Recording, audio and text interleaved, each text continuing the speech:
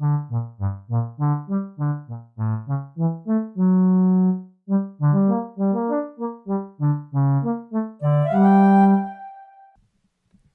Elephant Child.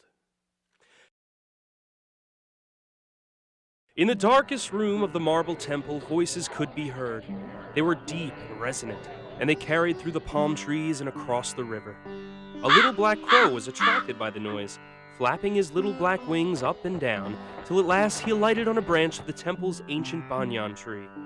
He cocked his little black head to the side and listened, and looked into the temple for, as you know, little black crows are very curious creatures. The voices came from the big black elephants with big tusks and long, long trunks.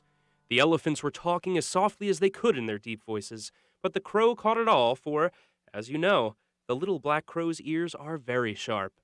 They were all excited about something. The little black crow was excited too. He hopped once on his right foot, he hopped once on his left foot, and he found himself on the windowsill of the temple, his feathers all rumpled from excitement. He craned his little black head forward, and even though his ears were as sharp as only crow ears could be, he was hardly able to pick out the smallest voice.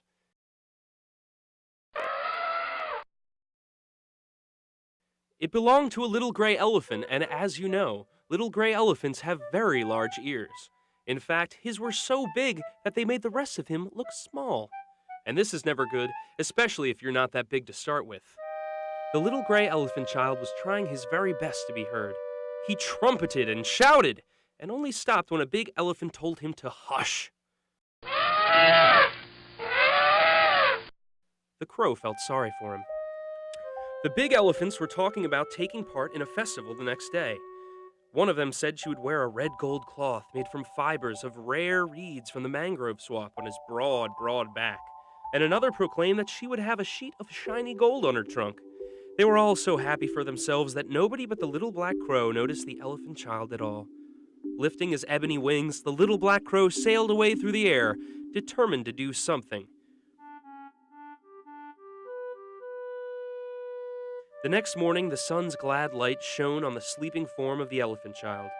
His ears spread out, fanning him as he dozed standing up, for, as you know, elephant ears are very useful.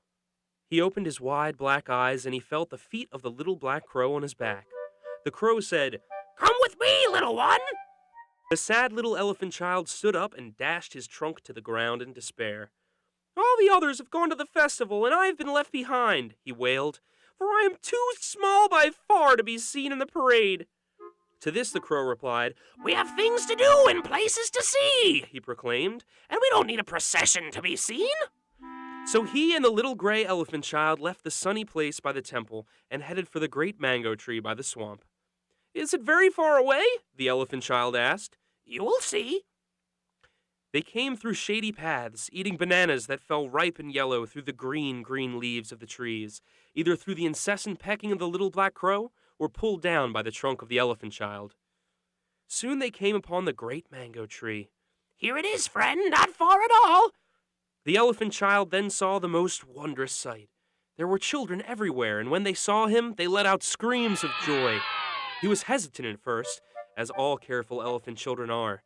He stood there swaying gently from side to side, snorting softly and moving his wiggly trunk about. "Go on, friend," urged the crow with soft and incessant pecks. When he did, he found that the children were not going to hurt him, but fuss over him. "Look at his trunk!"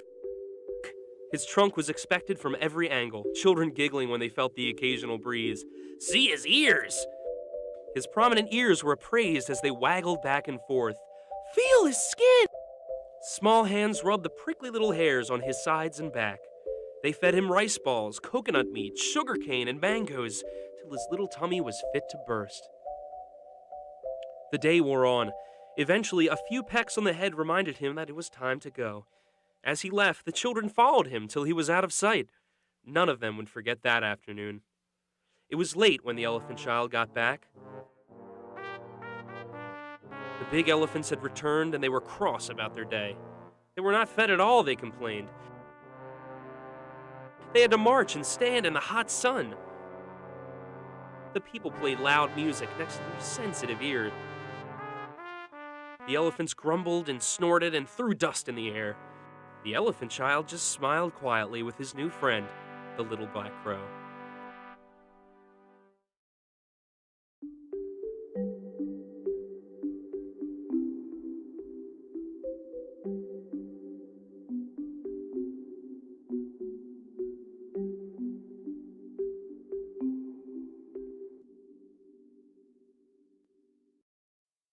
Can you keep a secret?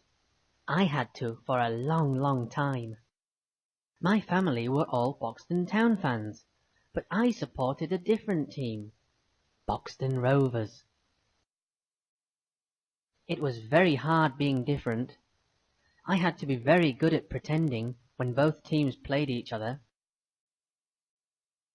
What a goal! Buxton Rovers lead 2-1. I couldn't cheer when my team scored. I had to go to the bathroom and celebrate there. Yes, yes, yes, come on! Oh, a marvellous goal there. Buxton Town take the lead. I couldn't be sad when the other team scored. No, no, no! I could only have my team's posters on my bedroom wall when I was alone. Wait a minute. If someone came to my room, I had to be quick to change how it looked. Hi, Dad.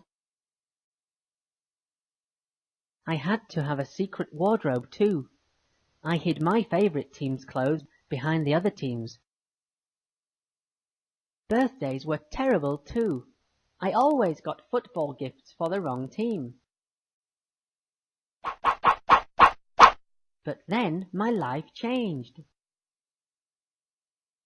A billionaire bought both clubs in my town and made one big team, Boxton United. Now I can relax and enjoy all the matches with my family. I go to the bathroom a lot less now too.